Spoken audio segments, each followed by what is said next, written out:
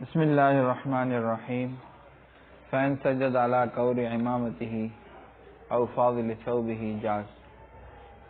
بس اگر سجدہ کیا اپنے امامے کے پیچ پر، پیچ سمجھ رہے یہ جو پیچ گزر رہے ہیں نا، یہ اگر امامہ نیچے ہو مثال طور، ٹھیک ہے، تو سجدہ تو یہاں پہ ہوگا نا، اس پہ، تو یہ جائز ہے. اور فاضل ثوبہ یا اپنے زائد کپڑے پر، اپنے زائد جسم پر کپڑا لگا ہوا تھا، لوئی پہنی ہوئی تھی، تو لوئی کا ایک کنارہ آگے آ گیا اور اس پر سجدہ کر لیا تو جائز. ٹھیک ہے، دلیل بھی دے رہے ہیں، لأن نبی علیہ السلام، کیونکہ نبی علیہ الصلوۃ والسلام کان یسجد علی کور امامتہ، آپ سجدہ کرتے تھے اپنے امامے کے پیچ پر. ٹھیک ہے، اور یہ بھی روایت کیا گیا ہے کہ انہ علیہ السلام صلی فی ثوب واحد، کہ آپ صلی اللہ علیہ وسلم نے نماز پڑھی ایک کپڑے میں.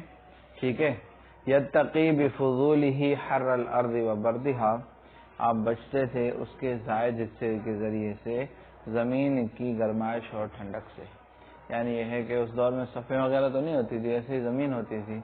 ٹھیک ہے، تو زمین اگر گرم ہوتی تو آپ وہ کپڑا اپنا جو چادر کا تھا وہ آگے لگ کے اس پہ سجدہ کرتے تھے تاکہ زمین گرم نہ لگے، یا ٹھنڈی ہو تو ٹھنڈی نہ لگے. سمجھے؟ وَيُبْدِي ذَبَائِهِ، اور اپنے بغلوں کو ظاہر کرے. قول علیہ السلام، کیونکہ نبی پاک صلی اللہ علیہ وسلم نے ارشاد فرمایا وَابْدَ ذَبَائِهِ. ٹھیک ہے، اور ایک روایت میں ہے وَأَبَّدَ، ابداد سے، اور وہ کیا ہے؟ المد. ٹھیک ہے، کھینچنا، دراز کرنا.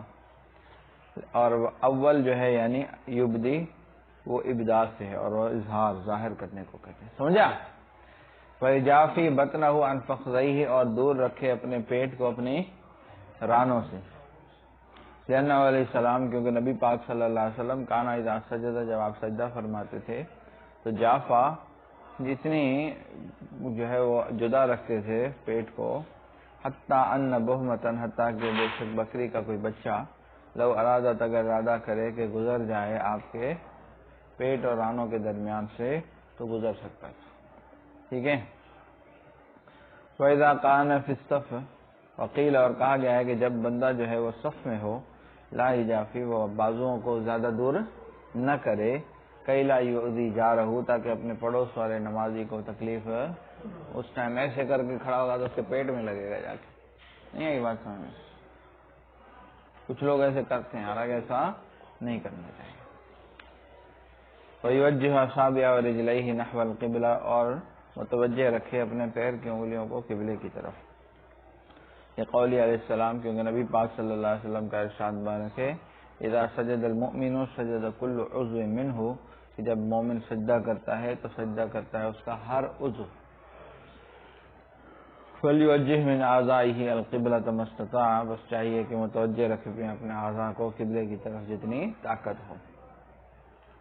وَيَقُولُ فِي سُجُودِهِ، اور کہے اپنے سجدوں میں سبحان ربی الاعلیٰ ثلاثا، 3 مرتبہ. وَذَلِكَ أَدْنَاهُ، اور یہ کم سے کم مقدار ہے. لقول علیہ السلام، کیونکہ حضور صلی اللہ علیہ وسلم کا ارشاد مبارک ہے وَإِذَا سَجَدَ أَحَدُكُمْ فَلْيَقُلْ فِي سُجُودِهِ سُبْحَانَ رَبِّيَ الْأَعْلَى، اور جب سجدہ کرے تم میں سے کوئی ایک، بس چاہیے کہ کہے اپنے سجدوں میں سبحان ربی الاعلیٰ ثلاثا، 3 مرتبہ. وَذَلِكَ أَدْنَاهُ، اور یہ ادنا مقدار ہے. ای ادنا کمال الجمع، یعنی کمال جمع کا ادنا مقدار. وَيَسْتَحِبُّ، اور مستحب ہے کہ ان یزید علی 3، کہ وہ 3 پر زیادہ کرے، 5 مرتبہ کہے، 7 مرتبہ کہے، لیکن طاق عدد کا خیال رکھے، آگے آ رہے ہیں. ٹھیک ہے. پھر رکوع و سجود، رکوع اور سجدوں میں، بعد ان یختم بالوتر، اور بعد اس کے کہ ختم کرے طاق عدد پر. کس پر؟ لأنہ علیہ السلام، کیونکہ نبی پاک صلی اللہ علیہ وسلم کان یختم بالوتر، آپ تسبیحات کو طاق عدد پہ ختم کرتے تھے. وَإِنْ كَانَ إِمَامًا، اور اگر امام ہے تو لا یزید علی، وہ زیادہ 3 پر نہ کہے، 3 سے زیادہ، علی وجہ، اس وجہ سے کہ یمل القوم، قوم جو ہے وہ اکتا جائے گی، پیچھے لوگ کیا جائیں گے؟ تنگ ہو جائیں گے. حتیٰ لا یؤدی الی التنفیر، حتیٰ کہ جو ہے وہ لوگوں کے جو ہے وہ تنفیر کی طرف یہ نہ لے جائے، آئی بات متنفر ہو جائیں گے لوگ، تاکہ وہ نہ لے جائے لوگوں کے متنفر ہونے کی طرف۔ ثم تسبیحات رکوع و سجود سنت، پھر تسبیحات رکوع اور سجود کی سنت ہیں، لأن النص، کیونکہ نص یعنی قرآن کی آیت ورکعوا واسجدوا، یہ تناولہما، رکوع و سجدے کو تو شامل ہے، دون تسبیحات، یا اس کی تسبیحات تو شامل ہے نہیں ہے، فلا یزاد علی النص، لہذا نص پر جاتی حدیث کے ذریعے سے نہیں کی جا سکتی۔ بات آگے سمجھ میں۔ والمرأۃ، اور عورت جو ہے، تنخفض فی سجودہا، جھکے گی اپنے سجدے میں، تو وتلصق بطنہا بفخذیہا، اور ملائے گی اپنے پیٹ کو اپنی پیٹھ کے ساتھ، لأن ذلک استر لہا، کیونکہ یہ زیادہ ستر والی چیز ہے اس کے لیے۔ قال، فرمایا، ثم یرفع راسہ، پھر اپنا سر اٹھائے سجدے سے، یکبر، اور تکبیر کہے، لما روینا، اس آیت کی وجہ سے جو ہم روایت کر چکے، کیا وربک فکبر، کیا روایت جو ہے وہ کیا ہے تکبیر والی۔ فإذا اطمأن جالسا، جب تم اطمینان کے ساتھ بیٹھ جائے تو دوبارہ تکبیر کہے اور سجدہ کرے، کیونکہ حضور صلی اللہ علیہ وسلم کا ارشاد مبارک ہے فی حدیث الاعرابی، اعرابی کی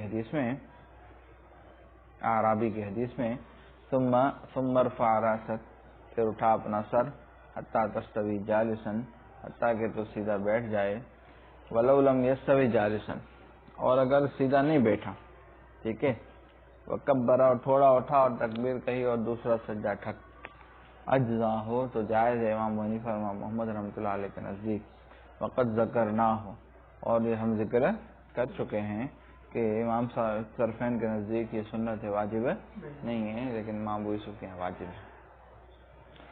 فتکلموا، اور مشائخ نے کلام کیا ہے، فی مقدار رفع، کے کتنا اٹھے، فالاصح، اور صحیح بات یہ ہے کہ انہ اذا کان الی السجود اقرب، جب وہ سجدے کے زیادہ قریب ہو، اتنا اٹھا کے سجدے کے قریب تھا اور دوسرا سجدہ کیا، ٹھیک ہے، لا یجوز، تو جائز نہیں ہوگی اس کی نماز، لأنہ یعد ساجدا، کیونکہ اس حالت میں وہ سجدے میں ہی شمار ہوگا، تو گویا کہ اس نے ایک ہی سجدہ کیا، گویا کہ اس نے وَإِنْ كَانَ إِلَى الْجُلُوسِ اقرب، اور اگر بیٹھنے کے زیادہ قریب ہے تو جائز ہے، لأنه يعد جالسا، کیونکہ وہ بیٹھا ہوا شمار ہوگا، فتحقق الثانیہ، لہذا دوسرا سجدہ متحقق ہو جائے گا، فإذا اطمأن ساجدا، جب اطمینان سے سجدہ کرے دوسرا، کبر، تو تکبیر کہے، فقد ذکرنا، اور اس کو ہم ذکر کر چکے، واستوى قائما، اور سیدھا کھڑا ہو جائے، علی صدور قدمیہ، اپنے پیروں کے پنجوں پر، ولا یقعد، اور بیٹھے نہ، ٹھیک ہے، ولا یعتمد بیدیہ علی الارض، اور زمین پر اپنے ہاتھوں سے ٹیک نہ لگائے، بلکہ سیدھا ہاتھ گھٹنوں پہ رکھ کے پیروں کے پنجوں کے برابر بل اوپر کھڑا ہو جائے، سمجھا۔ اور امام شافعی رحمۃ اللہ علیہ فرماتے ہیں، یجلس جلسۃ خفیفۃ، تھوڑی دیر بیٹھے گا، جس طرح عورتیں بیٹھتی ہیں، بتائیں نا، ہاں، سجدے سے اٹھتے وقت، ثم ینہض معتمدا علی الارض، پھر اٹھے گا زمین پر ہاتھوں سے ٹیک لگا کر، لأن النبی علیہ السلام فعل ذلک، کیونکہ حضور صلی اللہ علیہ وسلم نے اس کو کیا ہے، بخاری میں روایت ہے، ولنا، ہماری دلیل حضرت ابو ہریرہ رضی اللہ تعالیٰ عنہ کی روایت ہے کہ بے شک نبی پاک صلی اللہ علیہ وسلم کان ینہض، کہ آپ اٹھتے تھے نماز میں، علی صدور قدمیہ، اپنے پیروں کے پنجوں پر، وما رواہ، اور جس کو روایت کی امام شافعی نے، یہ محمول ہے بڑھاپے کی حالت پر، وَلِأَنَّ هَذِهِ قَاعِدَةٌ اسْتِرَاحَةٌ، کیونکہ یہ قاعدہ استراحت ہے، وَالصَّلَاةُ مَا غُزِّيَتْ لَهَا، اور نماز راحت کے لیے، راحت حاصل کرنے کے لیے نہیں ہے، بلکہ کیا ہے، مستعد رہے بندہ اس میں۔ وَيَفْعَلُ فِي الرَّكْعَةِ الثَّانِيَةِ، اور کرے دوسری رکعت میں بھی، مثل ما فعل فی الرکعۃ الاولیٰ، جیسے کہ کیا پہلی رکعت میں، لأنه تکرار الارکان، کیونکہ ارکان کا تکرار ہے، الا انه لا یستفتح، مگر یہ ہے کہ وہ ثنا نہیں پڑے گا، ولا یتعوذ، اور اعوذ باللہ بھی نہیں پڑے گا، لأنهما لم یشرعا الا مرة واحدة، کیونکہ وہ دونوں نہیں مشروع کیے گئے مگر ایک ہی مرتبہ، ولا یرفع یدیہ الا التکبیرۃ الاولیٰ فی تکبیرۃ الاولیٰ، نہ اٹھائے اپنے ہاتھ مگر پہلی تکبیر میں، خلاف للشافعی، امام شافعی رحمہ اللہ کے اس میں اختلاف ہے۔ پھر رکوع میں، کہ رکوع میں وہ رفع یدین کے قائل ہیں، اور پھر رفع منہ، اور رکوع سے اٹھنے میں، کیونکہ حضور صلی اللہ علیہ وسلم کا، ہماری دلیل حضور صلی اللہ علیہ وسلم کا ارشاد مبارک ہے، لا ترفع الایدی، نہ اٹھائے جائیں ہاتھ مگر 7 مرتبہ، 7 مقام میں، تکبیر میں، تکبیرۃ الافتتاح میں، اور تکبیرۃ القنوت میں، اور تکبیرات وہ پڑھا ہے نا ثالثہ میں فقہ السماج، تکبیرات عیدین میں، وذکر الاربع، اور 4 چیزیں ذکر کی آپ نے حج کے بارے میں، ٹھیک ہے؟ کس میں آ رہے ہیں؟ حج کے بارے میں، اس میں ہاتھ اٹھاتے ہیں نا صفا پہ، مروہ پہ، اور جو ہے وہ دوسری بھی چیزیں ہیں، ٹھیک ہے؟ والذی یروى من الرفع، اور جو رفع یدین روی کی روایت کیا گیا ہے، یہ محمول ہے ابتداء اسلام پر، اسی طرح نقل کیا گیا ہے حضرت ابن زبیر رضی اللہ تعالی عنہ سے۔ آئی بات سمجھ میں؟